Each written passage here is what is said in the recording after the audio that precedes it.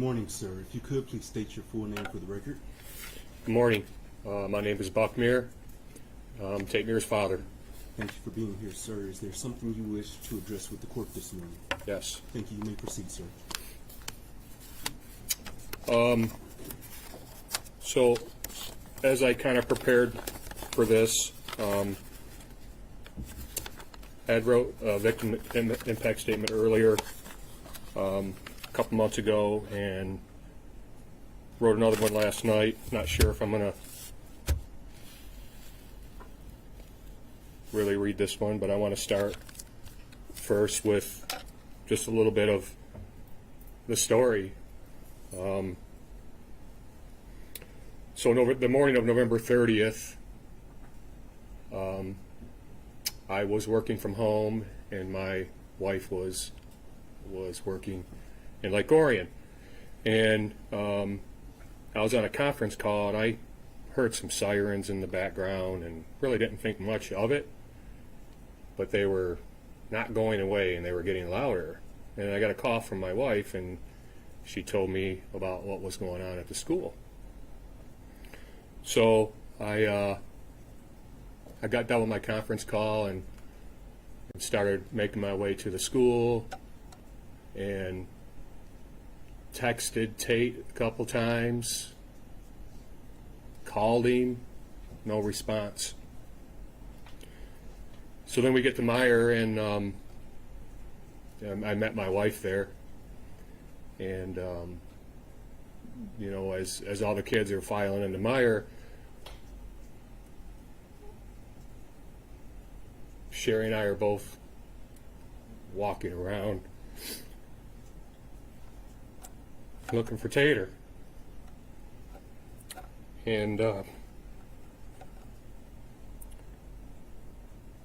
I had a feeling something didn't feel right to me, and so as people started to, as kids and parents started slowly fading out of Myre, I grabbed our athletic director, who was at Myre, and said, "Where's Tate? Have you seen Tate?" And he looked at me and he said, "No." But he knew, but he couldn't tell me.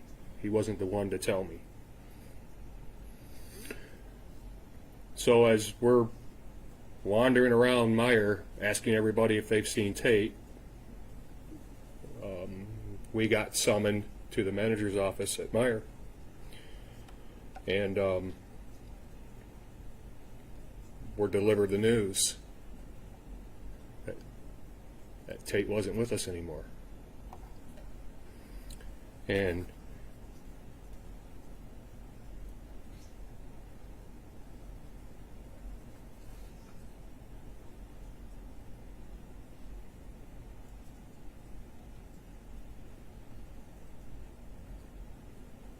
the thing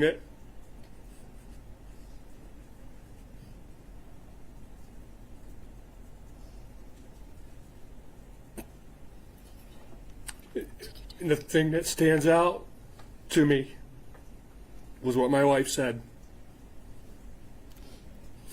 She put her head in her hands and it said, "Not my baby boy."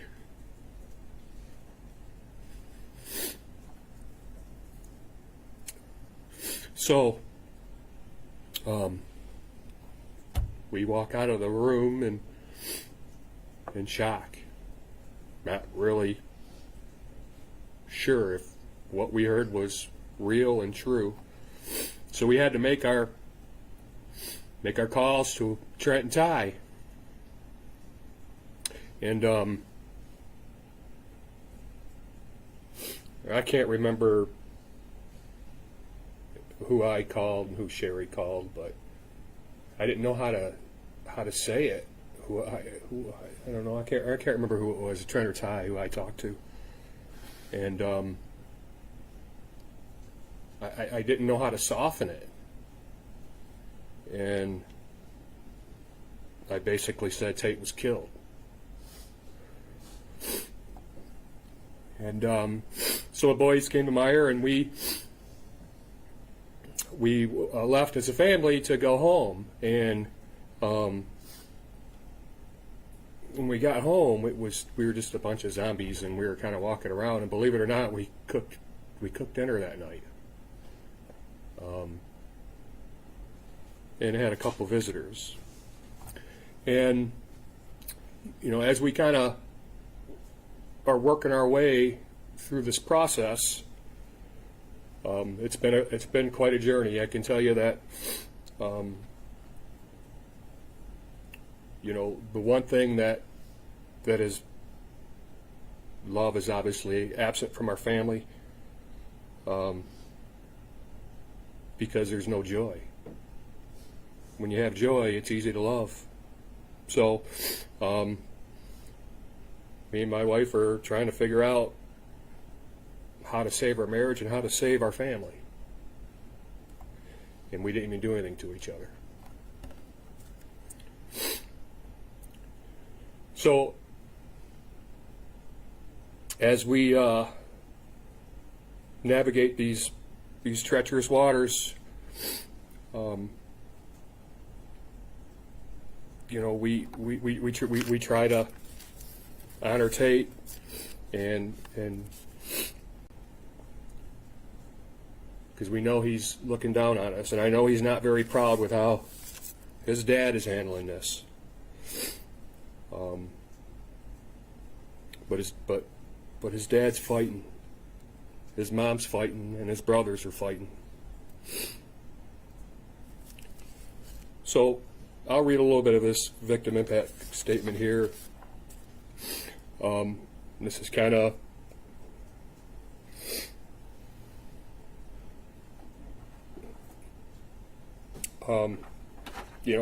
yesterday just came and went. Today has dealt us another hand of heartaches that we'll have to play. For the past 2 years, our family has been navigating our way through complete hell. Tears filled with pain, they fall like rain. We wear the pain like a heavy coat, constant reminders every day. Every hour is the darkest time of the day.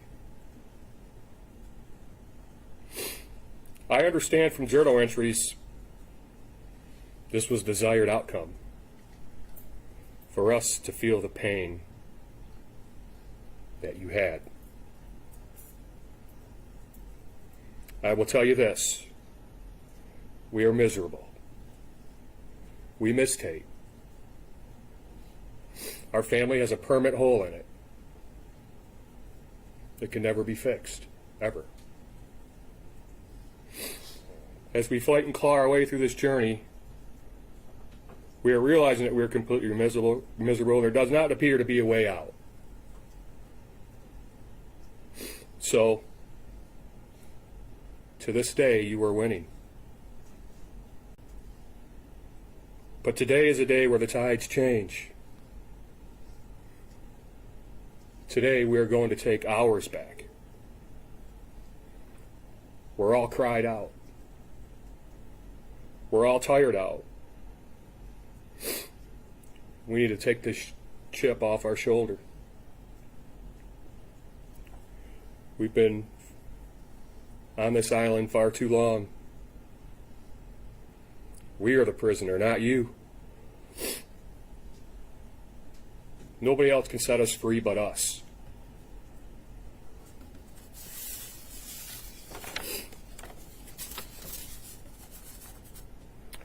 In life, sometimes what you need is exactly what you fear.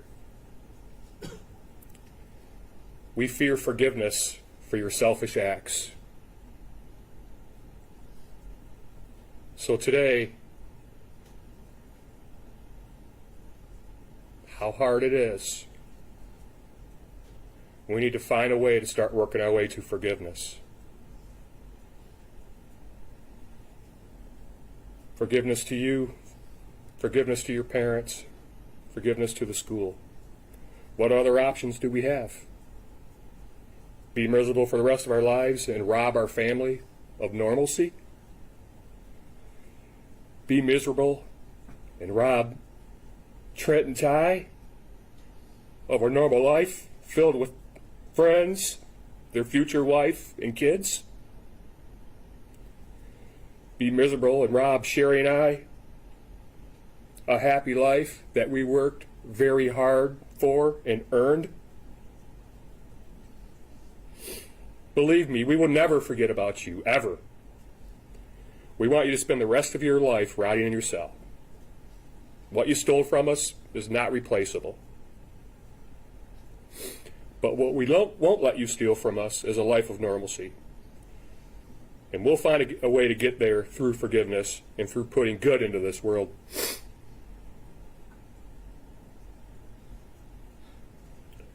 I'm sure you've heard about our peer-to-peer mentoring program we started, 42 Strong, the Tate Myre Foundation. We launched it after the tragedy in honor of our Tater. He was an amazing kid. He loved to give. He loved to serve. Went to the same elementary school as you. You knew him.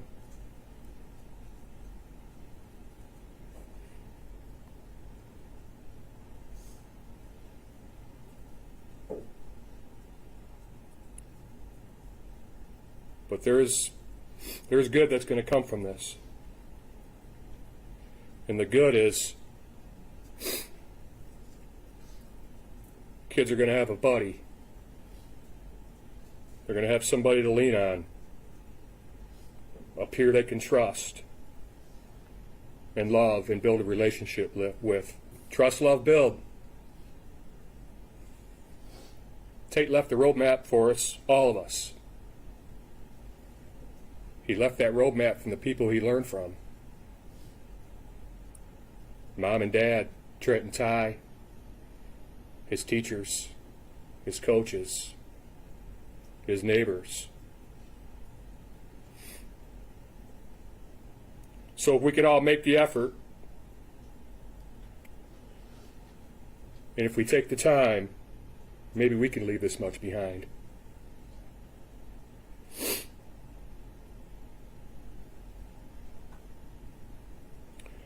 So I'm going to stand here by your fire because it's cold. It's a cold one tonight. And I'll be taking care of Soul Fight. Thank you for your comments this morning, sir. And I've read a litany of victim impact statements, and your son had an extremely positive impact on his community. So thank you for being here, sir. Thank you.